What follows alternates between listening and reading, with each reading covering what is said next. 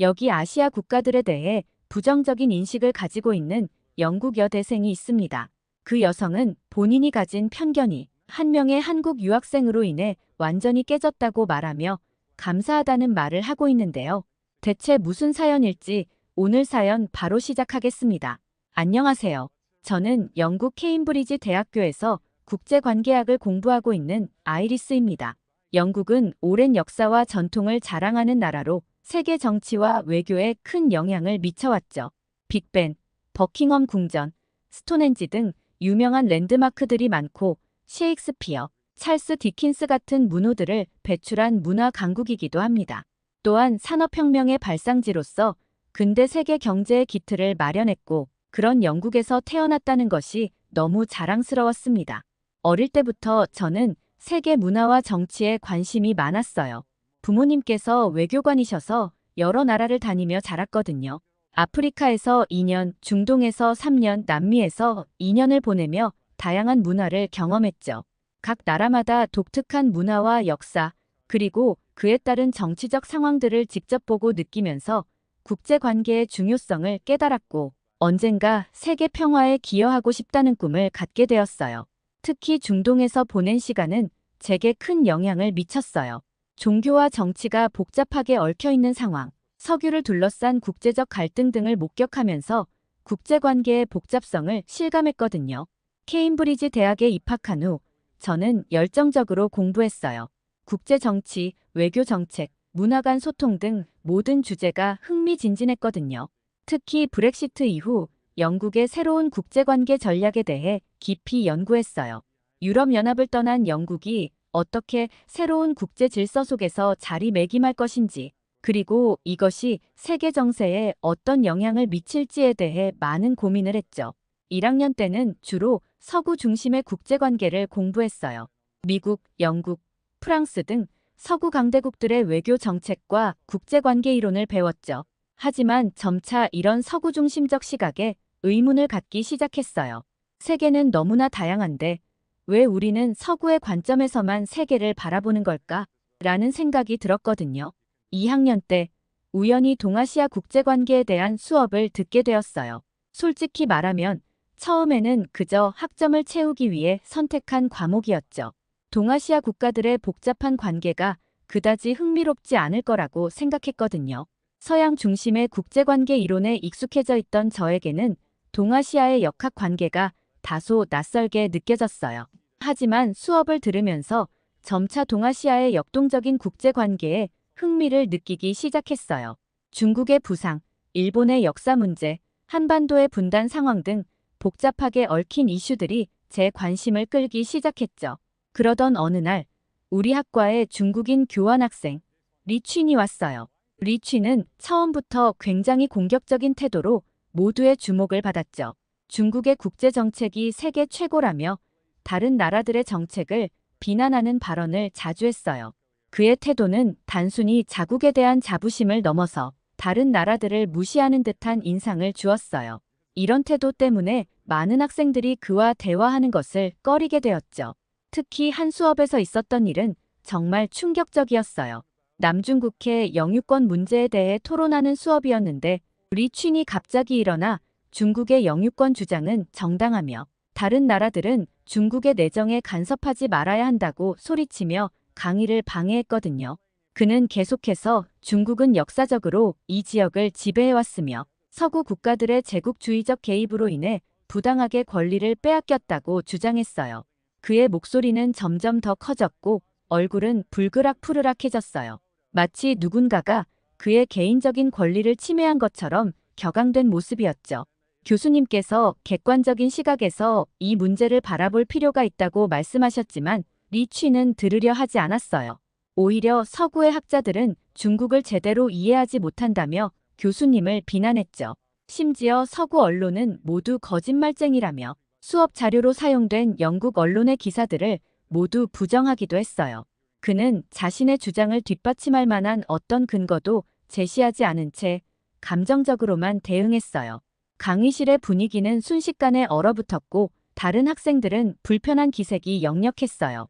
이 사건 이후 리취의 행동은 더욱 과격해졌어요. 그는 수업 시간마다 중국의 입장만을 고집하며 다른 의견을 가진 학생들을 공격적으로 비난했죠. 그의 태도는 토론이나 대화를 위한 것이 아니라 자신의 주장을 강요하는 듯 했어요. 한 번은 티베트 문제에 대해 토론하는 수업에서 리취니 티베트는 중국의 일부분이며 달라이 라마는 분리주의자라고 주장했어요. 인권 문제를 제기하는 학생들에게는 서구의 이중잣대라며 거칠게 비난했죠. 그의 말투와 태도는 점점 더 위협적으로 변해갔고 많은 학생들이 그와의 토론을 아예 포기하게 되었어요. 또 다른 충격적인 사건은 대학 내 국제학생 포럼에서 일어났어요. 각국 학생들이 자국의 문화와 정책을 소개하는 행사였는데 리취니 중국 부스에서 일본과 한국의 역사를 왜곡하는 자료를 전시한 거예요. 일본과 한국의 전통 문화가 모두 중국에서 유래했다는 내용이었죠. 이는 명백히 역사적 사실을 왜곡한 것이었고 다른 나라의 문화적 정체성을 무시하는 행위였어요. 일본과 한국 학생들이 이에 대해 항의하자 리취는 오히려 그들을 향해 역사를 제대로 모르는 것은 당신들이라며 고성을 질렀어요. 심지어 일본은 전쟁 범죄를 인정해야 하고 한국은 중국에 감사해야 한다는 등의 발언까지 했죠. 그의 말은 단순한 의견 제시를 넘어서 다른 나라의 역사와 문화를 모욕하는 수준이었어요. 이 사건으로 포럼 전체가 파행으로 치달았고 학교 당국이 개입하여 행사를 중단시켜야 했어요. 많은 학생들이 실망하고 분노했죠. 리취의 행동은 여기서 그치지 않았어요. 그는 SNS를 통해 지속적으로 중국의 우월성을 주장하고 다른 나라들을 비하하는 글을 올렸어요. 특히 홍콩과 대만 문제에 대해서는 매우 과격한 주장을 펼쳤죠. 홍콩과 대만은 중국의 일부이며 독립을 주장하는 세력은 모두 반역자라는 등의 글을 올리며 많은 학생들의 반발을 샀어요. 그의 SNS 게시물은 빠르게 퍼져나갔고 학교 커뮤니티 내에서 큰 논란을 일으켰습니다. 심지어 일부 학생들은 리취의 발언이 혐오 발언에 해당한다며 SNS 플랫폼에 신고하기도 했어요. 한 번은 대학 내 토론 동아리에서 언론의 자유에 대한 토론회가 열렸는데 이 자리에서 리취이 또다시 문제를 일으켰어요. 그는 언론의 자유라는 것은 서구의 허구라며 진정한 언론은 국가의 이익을 최우선으로 해야 한다고 주장했어요. 다른 학생들이 이에 반박하자 그는 너희들은 모두 서구 제국주의의 세뇌 교육을 받았다며 인신공격성 발언을 하기 시작했죠. 이런 일련의 사건들로 인해 많은 학생들이 리취를 피하기 시작했고 동아시아 관련 수업의 분위기는 매우 불편해졌어요. 일부 학생들은 리취의 행동에 대해 학교 당국에 민원을 제기하기도 했죠. 그들은 리취의 행동이 학습 환경을 해치고 있으며 다른 학생들의 권리를 침해하고 있다고 주장했어요. 하지만 학교 측에서는 표현의 자유를 이유로 직접적인 조치를 취하지 않았어요. 대신 다양한 의견을 존중하는 것이 학문의 자유를 위해 중요하다는 입장을 밝혔죠. 이로 인해 많은 학생들이 실망하고 분노했어요. 일부 학생들은 학교의 이런 태도가 오히려 편향된 의견과 혐오 발언을 조장하고 있다고 비판했습니다. 이런 사건들 이후로 저는 동아시아 국가들에 대해 부정적인 인식을 갖게 되었어요. 그들은 자국의 이익만을 중시하고 다른 나라와의 협력은 안중에도 없는 건 아닐까 하는 의구심이 들었거든요. 한동안 동아시아 국제관계에 대해 배우는 것에 흥미를 잃기도 했습니다. 수업 시간에 동아시아 관련 주제가 나오면 긴장되고 불편한 마음이 들었고 토론에 적극적으로 참여하기를 꺼리게 되었어요. 그러던 중 우리 학과에 한국인 교환학생 서영이가 왔어요. 처음에는 그저 조용하고 열심히 공부하는 학생이라고만 생각했죠. 솔직히 말하면 리취 때문에 생긴 편견으로 서영이를 포함한 동아시아 학생들과 거리를 두고 있었어요. 서영이가 말을 걸어와도 짧게 대답하고 말았고 그룹 프로젝트에서도 서영이와 같은 팀이 되지 않으려고 했습니다. 하지만 수업 중 토론에서 서영이의 날카로운 분석력과 독특한 시각에 놀라게 되었어요. 특히 동아시아의 평화 구축 방안에 대한 토론에서 서영이는 한국의 중견국 외교 정책을 예로 들며 강대국 사이에서 균형을 잡는 외교 전략을 제시했어요. 그녀의 아이디어는 매우 현실적이면서도 평화 지향적이었죠. 서영이는 자신의 의견을 논리적으로 전개하면서도 다른 사람의 의견을 경청하고 존중하는 태도를 보였어요. 이는 리춘의 태도와는 완전히 달랐죠. 서영이는 역사적 갈등이 있는 일본과의 관계 개선을 위한 한국의 노력, 북한과의 대화를 통한 평화 프로세스 추진, 그리고 미국과 중국 사이에서 균형을 잡으려는 한국의 노력 등을 구체적인 예로 들며 설명했어요. 그녀는 한국의 역사적 배경과 현재 상황을 객관적으로 설명하면서 동시에 미래지향적인 비전을 제시했습니다. 이런 접근 방식은 제게 새로운 시각을 제공해 주었어요. 강대국들 사이에서 중견국이 할 수 있는 역할에 대해 깊이 생각하게 되었죠. 토론 수업을 할 때마다 보여주는 서영이의 학문적 지식에 굉장히 감탄했습니다. 저는 그녀와 여러 대화를 나누고 싶어서 적극적으로 서영이에게 다가갔어요. 리춘으로 생긴 아시아의 편견도 잊혀질 만큼 그녀의 지식은 뛰어났거든요. 그녀와 여러 대화를 나누면서 한국에 대한 제 편견이 조금씩 깨지기 시작했어요. 한국의 문화 외교, 공공 외교 전략, 그리고 평화 이니셔티브 등에 대해 들으면서 그 발전상에 놀랐죠. 특히 한국의 소프트 파워 전략이나 남북관계 개선을 위한 노력 등은 제게 큰 영감을 주었어요. 서영이는 한국의 대중문화가 어떻게 국가 이미지 개선과 외교에 기여하고 있는지, 그리고 이를 통해 어떻게 국제사회에서 영향력을 확대해 나가고 있는지 상세히 설명해 주었습니다. 또한 한국이 과거의 아픈 역사를 극복하고 경제 강국으로 성장한 과정, 그리고 이를 바탕으로 다른 개발도상국들을 돕고 있는 노력들에 대해 들으며 한국에 대한 새로운 인식을 갖게 되었어요. 서영이는 제게 많은 것을 알려주었는데 특히 한국이 K-팝, 드라마, 영화 등 문화 콘텐츠를 통해 전 세계적으로 영향력을 확대해 나가는 모습이 인상적이었어요. 이런 문화적 영향력을 바탕으로 국제사회에서 한국의 목소리를 내고 평화와 협력의 메시지를 전파하는 전략이 매력적으로 느껴졌죠.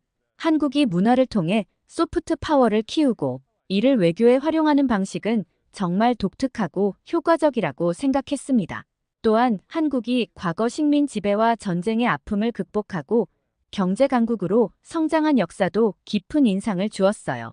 불과 몇십 년 만에 원조를 받는 나라에서 원조를 주는 나라로 변모한 한국의 이야기는 마치 영화 같았죠. 특히 민주화 과정에서 시민들이 보여준 용기와 끈기는 정말 대단하다고 생각했어요. 1980년대의 민주화 운동부터 최근의 촛불혁명까지 한국 시민들이 보여준 민주주의에 대한 열정은 정말 감동적이었습니다. 이런 역사적 경험을 바탕으로 한국이 국제 무대에서 평화와 인권, 민주주의의 가치를 주장하는 모습이 진정성 있게 다가왔어요. 그러던 중 우리 학교에서 모의 유엔 총회를 개최하게 되었어요. 각국 학생들이 특정 국가를 대표해 국제 문제에 대해 토론하는 행사였죠. 저는 호기심에 한국 대표팀에 지원했어요. 사실 처음에는 망설였어요. 아직 한국에 대해 잘 모르는데 제대로 대표할 수 있을까 걱정도 되고 혹시 리춘과 같은 극단적인 국수주의를 마주하게 될까봐 두렵기도 했거든요. 하지만 서영이의 격려로 용기를 내어 지원했고 다행히 선발되었어요. 서영이는 제게 한국의 외교 정책에 대한 자료들을 제공해 주었고 함께 공부하며 준비할 수 있도록 도와주었죠. 한국 대표팀으로 활동하면서 저는 많은 것을 배웠어요. 한국의 외교 정책, 국제 협력 사례, 평화 구축을 위한 노력 등을 공부하면서 한국에 대한 인식이 완전히 바뀌었죠. 특히 한국의 중견국 외교와 균형 외교 전략은 매우 인상적이었어요.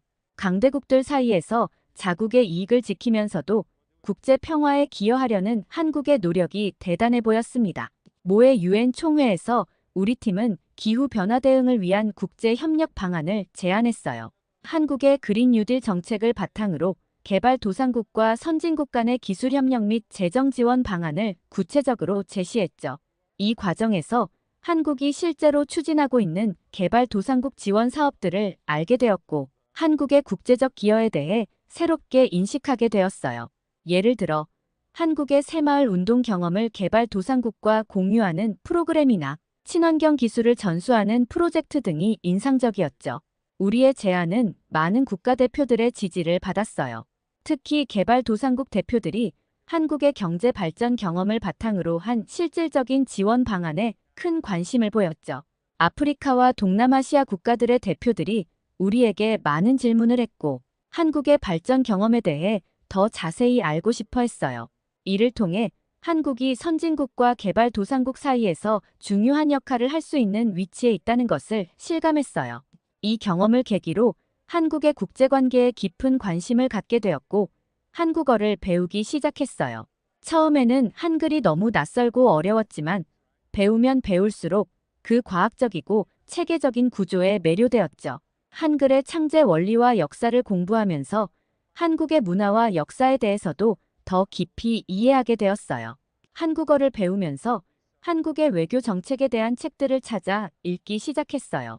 특히 한국의 공공외교와 문화외교 전략은 제게 새로운 시각을 제공해 주었어요. 한국이 자국의 문화와 가치를 세계에 알리는 동시에 국제사회의 보편적 가치를 추구하는 모습이 인상적이었어요. 예를 들어 한국이 주도하는 중견국 협의체의 활동을 알게 되었는데 이를 통해 한국이 국제사회에서 새로운 협력 모델을 만들어가고 있다는 것을 알게 되었죠. 또한 한국의 경제 발전 경험을 개발도상국과 공유하는 지식 공유 사업에 대해 알게 되었어요. 한국국제협력단이 주도하는 이 사업은 한국의 발전 경험을 바탕으로 개발도상국의 경제사회 발전을 지원하는 프로그램이었죠. 한국이 단순히 원조를 제공하는 것이 아니라 자신들의 발전 경험을 바탕으로 실질적인 도움을 주려는 노력이 감동적이었어요. 이를 통해 한국이 진정한 의미의 국제 협력을 실천하고 있다는 것을 느낄 수 있었습니다. 점점 더 한국의 외교 정책에 매료되었고 한국이란 나라가 더욱 궁금해졌어요. 한국의 소프트 파워 전략과 중견국 외교 정책이 어떻게 실제로 구현되고 있는지 직접 보고 싶었죠. 또한 한국의 빠른 경제 성장과 기술 발전이 일상생활에 어떤 영향을 미치고 있는지도 경험해보고 싶었어요. 그래서 저는 오랜 고민 끝에 한국 여행을 계획했어요. 처음에는 부모님의 반대도 있었어요. 너무 먼 나라라 걱정되신다고 하셨죠. 하지만 제가 한국에 대해 배운 것들과 왜 꼭 가보고 싶은지 설명드리자 결국 허락해 주셨어요. 가까운 유럽은 비교적 부담 없이 갈 수 있었는데 한국은 영국에서 먼 나라라 6개월간 아르바이트를 하며 돈을 모았어요. 학업과 아르바이트를 병행하는 게 쉽지는 않았지만 한국에 대한 기대감으로 힘을 낼 수 있었죠. 마침내 충분한 여행 경비를 모으고 비행기 티켓을 예약했을 때의 그 설렘은 정말 잊을 수 없을 거예요. 드디어 한국으로 출발하는 날 가슴이 두근거렸어요. 한국에 도착한 첫날 저는 인천국제공항의 현대적인 모습에 놀랐어요. 깔끔하고 효율적인 시스템, 첨단 기술로 가득한 공항은 제가 상상했던 것과는 완전히 달랐죠. 자동 입국 시스템을 이용하면서 한국의 기술력에 첫 번째 감동을 받았어요. 입국 심사대에 서자 얼굴 인식 기술로 신원을 확인하고 지문 인식으로 본인 확인을 하는 과정이 신기했어요. 이 모든 과정이 몇 분 만에 끝나는 것을 보고 한국의 효율성에 감탄했죠. 특히 인상 깊었던 것은 공항 곳곳에 있는 로봇 안내원이었어요. 처음에는 그저 장식품인 줄 알았는데 실제로 질문을 하자 정확하고 상세한 답변을 해주더라고요. 심지어 여러 언어로 대화가 가능해서 다양한 국적의 여행객들이 편리하게 이용하고 있었어요. 이를 보며 한국의 로봇 기술과 AI 기술이 이렇게까지 발전했다는 사실에 깊은 인상을 받았습니다. 로봇 안내원에게 화장실 위치를 물어봤는데 단순히 방향만 알려주는 게 아니라 상세한 경로와 예상 소요 시간까지 알려주더라고요. 심지어 제가 외국인이라는 걸 인식하고는 영어로 천천히 다시 한번 설명해주는 세심함까지 보여줬어요. 이런 첨단 기술과 세심한 서비스의 조화를 보며 한국의 기술 발전이 단순히 기능적인 면에만 집중된 것이 아니라 실제 사용자의 편의를 깊이 고려하고 있다는 점에 감명받았습니다. 공항에서 서울로 향하는 길에 탄 공항철도는 또 다른 놀라움이었어요. 깨끗하고 편안한 좌석, 와이파이가 완벽하게 터지는 환경, 그리고 실시간으로 업데이트되는 도착 정보 시스템까지 이 모든 것이 한국의 대중교통 시스템이 얼마나 발달했는지를 보여주는 것 같았어요. 특히 열차 내부의 디지털 안내 시스템이 인상적이었어요. 현재 위치, 다음 역 환승 정보 등이 한국어와 영어로 동시에 표시되어 외국인 여행객도 쉽게 이용할 수 있었죠. 열차 안에서 우연히 옆자리에 앉은 한국 학생과 대화를 나누게 되었는데 그 학생의 친절함에 또 한 번 감동을 받았어요. 제가 한국어를 서툴게 하는 것을 보고 천천히 또박또박 말해주면서 한국에 대해 여러 가지를 설명해 주었거든요.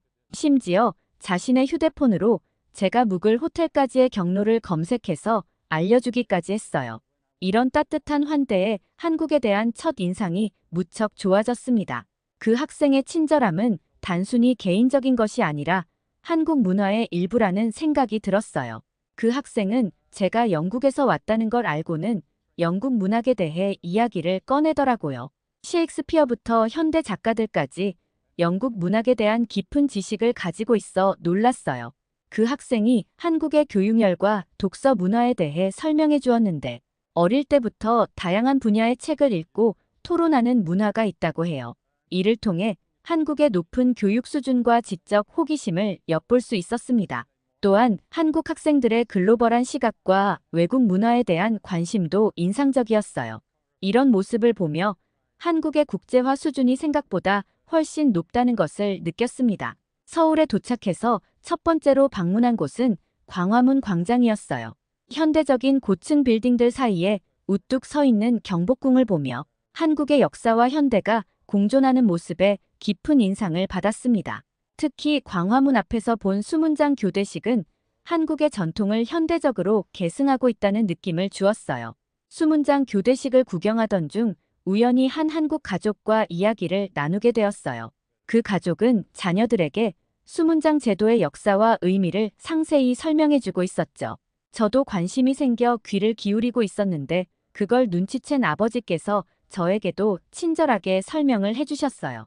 조선시대의 궁궐 방어 체계부터 현대의 의례적 의미까지 상세한 설명을 들으며 한국인들이 얼마나 자신들의 역사와 전통을 소중히 여기는지 느낄 수 있었습니다. 그 가족은 심지어 제가 혼자 여행 중이라는 걸 알고는 함께 근처 전통 찻집에 가자고 제안해 주셨어요. 처음에는 부담스러워 거절하려 했지만 그들의 진심 어린 권유에 결국 동행하게 되었죠. 찻집에서 전통차를 마시며 한국의 차 문화에 대해 배우고 한국 가정의 따뜻함을 직접 경험할 수 있었던 것은 정말 특별한 경험이었습니다. 찻집에서 그 가족과 나눈 대화는 정말 흥미로웠어요. 한국의 가족 문화, 교육 시스템, 그리고 사회적 이슈들에 대해 깊이 있는 대화를 나눌 수 있었죠. 특히 인상 깊었던 것은 부모님들이 자녀들의 의견을 존중하면서도 적절한 조언을 해주는 모습이었어요. 이를 통해 한국의 가족관계가 전통적인 위계 질서에서 벗어나 점차 수평적으로 변화하고 있다는 것을 느낄 수 있었습니다. 다음으로 방문한 남산서울타워에서 바라본 서울의 야경은 정말 압도적이었어요. 끝없이 펼쳐진 불빛들이 마치 별자리처럼 빛나고 있었죠. 이때 한국의 빠른 경제 성장과 발전에 대해 실감할 수 있었어요. 불과 몇십 년 전만 해도 전쟁의 폐허였던 도시가 이렇게 화려하게 변모했다는 사실이 놀라웠습니다. 한국 여행 중 신기하다고 느꼈던 것은 빨리빨리 문화였어요. 처음에는 모든 것이 너무 빠르게 진행되는 것 같아 당황스러웠죠. 지하철에서 사람들이 빠르게 움직이고 식당에서 음식이 순식간에 나오는 모습을 보며 놀랐어요. 하지만 시간이 지나면서 이 문화가 한국의 빠른 발전을 이끈 원동력 중 하나라는 것을 깨달았어요. 이 빨리빨리 문화가 단순히 성급함이 아니라 효율성과 열정의 표현이라는 것을 이해하게 되었죠. 특히 배달 문화는 정말 놀라웠어요. 숙소에서 밤늦은 시간에도 다양한 음식을 빠르게 배달받을 수 있다는 것이 신기했죠. 한 번은 밤 11시에 치킨이 먹고 싶어서 주문해봤는데 30분도 안 돼서 따뜻한 치킨이 도착했어요. 이런 편리한 서비스가 어떻게 한국인들의 생활 방식에 영향을 미치는지 생각해보게 되었습니다. 그리고 한국에서 작은 오해도 있었어요. 식당에서 처음으로 서비스라는 말을 들었을 때의 오해였어요. 주문한 음식 외에 추가로 나온 반찬을 보고 이건 주문하지 않았어요 라고 말했더니 직원이 서비스예요 라고 했어요. 처음엔 서비스가 무슨 뜻인지 몰라 당황했지만 나중에 이게 무료로 제공되는 것임을 알고 한국의 넉넉한 식문화에 감동받았습니다. 이런 작은 친절이 손님을 대하는 한국의 환대 문화를 잘 보여준다고 생각했어요. 이 경험을 통해 문화적 차이로 인한 오해가 얼마나 쉽게 생길 수 있는지 깨달았어요. 동시에 서로 다른 문화를 이해하고 존중하는 것의 중요성도 배웠죠. 그리고 한국은 제가 생각했던 것 이상으로 기술이 혁신적으로 발전된 나라였어요. 공항의 로봇 안내원부터 어디서나 볼 수 있는 키오스크, 그리고 빠른 인터넷과 발달된 스마트폰 앱 등이 이를 잘 보여주고 있었어요. 특히 대중교통을 이용할 때 스마트폰 앱으로 실시간 도착 정보를 확인하고 최적의 경로를 찾을 수 있다는 점이 정말 편리했어요. 한 번은 길을 잃었을 때 길 안내 키오스크를 사용한 적이 있어요. 터치 한 번으로 현재 위치부터 목적지까지의 상세한 경로를 알려주는데 심지어 걷는 속도까지 고려해 소요 시간을 계산해 주더라고요. 이런 세심한 서비스에 정말 감동받았습니다. 또 식당에서 사용하는 태블릿 주문 시스템도 인상적이었어요. 언어 설정만 바꾸면 외국인도 쉽게 주문할 수 있어서 정말 편리했죠. 이런 기술들이 일상생활에 자연스럽게 녹아있는 모습을 보며 한국이 얼마나 빠르게 디지털화되고 있는지 실감할 수 있었어요. 단순히 K-팝이나 드라마로 인해 유명해졌다고 생각한 한국이 실제로는 훨씬 더 깊고 다양한 매력을 가진 나라라는 것을 알게 되었죠. 기술과 전통, 열정과 배려가 공존하는 이 독특한 문화는 제게 큰 영감을 주었고 앞으로의 제 삶에도 많은 영향을 미칠 것 같아요. 예를 들어 첨단 기술이 적용된 현대적인 빌딩 바로 옆에 전통적인 한옥이 있는 모습을 보며 과거와 현재가 조화롭게 공존할 수 있다는 것을 배웠습니다. 특히 한국의 정문화는 제 마음에 깊은 울림을 주었어요. 처음 만난 사람들도 따뜻하게 대해주고 먼저 도와주려고 하는 부분은 정말 감동적이었죠.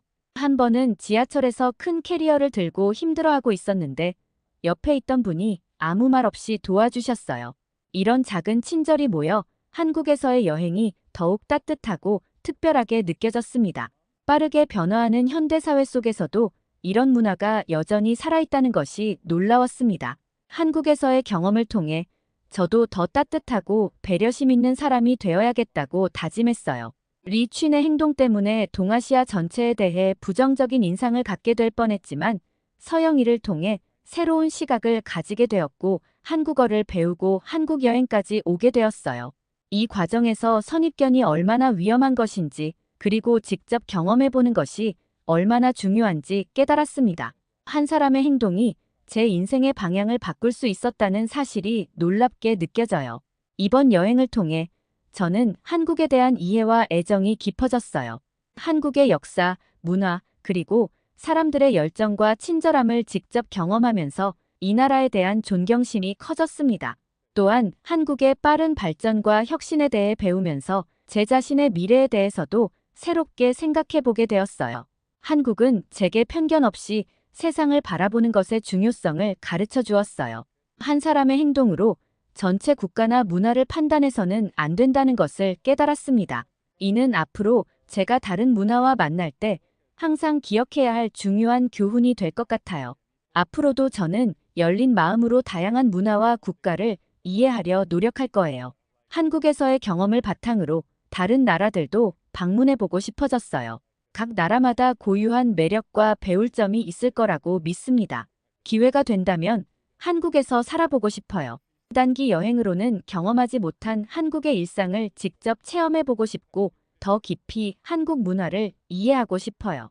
또한 제가 배운 것들을 바탕으로 한국과 영국 사이의 문화 교류에 기여하고 싶다는 꿈도 생겼습니다. 제 삶에 많은 깨달음과 경험을 만들어주셔서 감사합니다. 사연 보내주신 아이리스님 감사합니다. 아이리스님의 사연을 보면서 저도 많은 것을 배우게 되었습니다. 한국에서 좋은 경험을 하셨다니 정말 다행이네요. 나중에 꼭 한국으로 다시 오세요. 오늘 사연이 재미있으셨다면 구독과 좋아요, 알림 설정까지 부탁드립니다. 더 재미있는 사연으로 돌아오겠습니다. 이상 감동 탐험이었습니다.